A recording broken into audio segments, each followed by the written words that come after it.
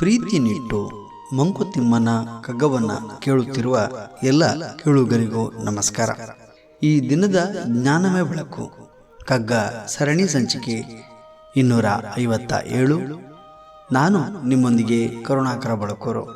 ಕಗ್ಗ ಗಾಯನಕ್ಕೆ ಧ್ವನಿಯಾಗಿದ್ದಾರೆ ವಿದ್ವಾನ್ ಸುರೇಶ್ ರಾವತ್ ಅವರು. ಬನ್ನಿ ಕೇಳುಗರೆ, ಈ ದಿನದ ಕಗ್ಗ ಮಾಲಿಕೆಯಲ್ಲಿ ಮಾನ್ಯ ಡಿವಿಜಿಯವರ ಕಗ್ಗವನ್ನು ಕೇಳಿ ಬರೋಣ. ಪುಲಿಸಿಂಹದುಚ್ಛ್ವಾಸ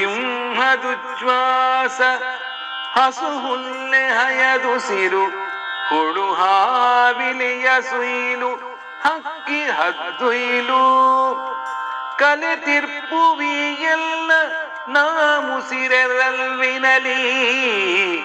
ಕಲಬೆರಗೆ ಜಗದುಸಿರು ಮಂಕುತಿಮ್ಮ ನಾಮುಸಿರುವ ಎಲರಿನಲಿ ಕಲೆತಿರ್ಪುವಿ ಎಲ್ಲ ಕಲಬೆರಗೆ ಜಗದುಸಿರು ಮಂಕುತಿಮ್ಮ.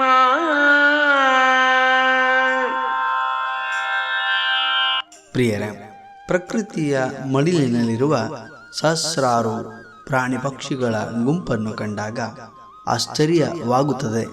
ಭಗವಂತನು ಜಗತ್ತನ್ನು ಸೃಷ್ಟಿ ಮಾಡುವಾಗ ಪ್ರಾಣಿ ಪಕ್ಷಿಗಳನ್ನು ಸೇರಿದಂತೆ ಎಲ್ಲವನ್ನು ಕೂಡ ವೈವಿಧ್ಯಪೂರ್ಣವಾಗಿ ವಸ್ತು, ಆಕಾರ, ಗುಣ, ಭಾವ, ಕ್ರಿಯೆ ಹೀಗೆ ಎಲ್ಲವನ್ನು ವಿಶಿಷ್ಟವಾಗಿಯೇ ಸಂಯೋಜಿಸಿದ್ದಾನೆ.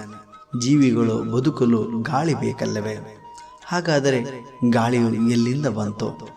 ಯಾರು ಸೃಷ್ಟಿ ಮಾಡಿದರು? ಅದರ ಗುಣ, ಕ್ರಿಯೆ, ಶಕ್ತಿಗಳು ಏನು ಎಂಬುದು ಸಹಜವಾಗಿಯೇ ಪ್ರಶ್ನೆಗಳು ನಮಗೆಲ್ಲರಿಗೂ ಮೂಡುತ್ತದೆ.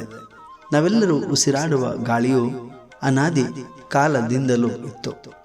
ಪ್ರಕೃತಿಯಲ್ಲಿ ಕಾಣಸಿಗುವ ಹುಲಿ, ಸಿಂಹಗಳು, ಜಿಂಕೆ, ಕುದುರೆಗಳು ಉಸಿರಾಡುವ ಗಾಳಿಯು ಒಂದೇ ಆಗಿದೆ. ಹುಳು, ಹಾವು ಮತ್ತು ಇಲಿಗಳು ಬಿಡುವ ನಿಟ್ಟುಸಿರು, ಹಕ್ಕಿ ಹದ್ದುಗಳ ಹುಯಿಲುಗಳೆಲ್ಲವೂ ಸೇರಿದಂತೆ ನಾವೆಲ್ಲರೂ ಉಸಿರಾಡುವ ಗಾಳಿಯು ಒಂದೇ ಆಗಿದೆ. ಗಾಳಿಯಲ್ಲಿ ಸಮಾನತೆ ಇದೆಯೇ ಹೊರತು ಭೇದ ಭಾವಗಳಿಲ್ಲ. ಹೀಗೆ ಈ ಜಗತ್ತಿನಲ್ಲಿ ಗಾಳಿಯೊಂದಿಗೆ ಎಲ್ಲವೂ ಸಮ್ಮಿಶ್ರಣವಾಗಿದೆ. ವೈರಿಗಳು ಸೇವಿಸುವ ಗಾಳಿಯನ್ನೇ ಮಿತ್ರರೂ ಸೇವಿಸುತ್ತಾರೆ. ಅದು ಪ್ರಕೃತಿಯ ನಿಯಮವೆಂದು ಕಗ್ಗದಲ್ಲಿ ಮಾನ್ಯ ಡಿವಿಜಿಯವರು ಉಲ್ಲೇಖಿಸುತ್ತಾರೆ. ಬಂಧುಗಳೇ, ನಾಳೆ ಇನ್ನೊಂದು ಕಗ್ಗದೊಂದಿಗೆ ನಾವು ಬರುತ್ತೇವೆ. ಅಲ್ಲಿಯವರೆಗೆ ನಮಸ್ಕಾರ.